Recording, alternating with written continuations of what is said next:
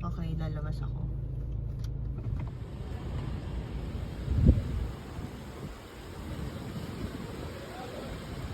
Forward ka pa.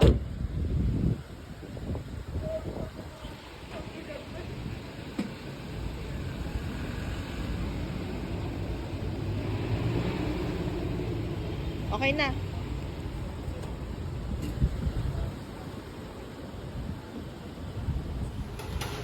So guys, ito yung mga menu nila. So as you can see, is sobrang affordable ng mga menu nila. And abot kaya talaga.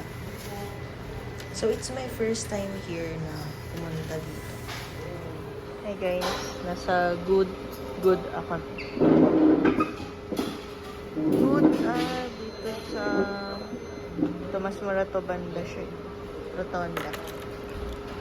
Okay naman yung place niya. First time ko kakain dito.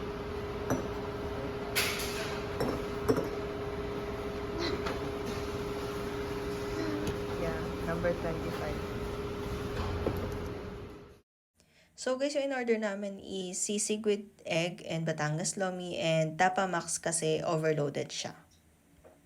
So nag-order din ako ng brewed coffee sa halagang 69 or 59 pesos yun. And sinerve siya agad, which is okay lang naman din kasi inumin ko naman din siya. Pero sa iba kasi gusto nila for later na lang after kumain. Pero ayun, okay lang naman na sinerve na din. Pero ito naman, yung sisig, medyo kulang lang siya ng, for me kulang siya ng mayonnaise. And ito namang Batangas Lomi, nakulangan siya sa lapot. Pero okay naman din sa price, 129 pesos. Good for sharing na siya for 2. And, ayun, you can also try this sa Good. And, for me, ma-recommend ko naman din tong place na to dahil sobrang lapit lang niya sa Metro Manila and abot kaya naman yung mga prices ng food nila. And good thing is, 24 hours din sila. So, ayun guys, malapit lang siya sa may rotonda dito sa Timog. Yung Good, nakita ko lang siya sa Google Map. So, kaya trinay namin ni Kimar.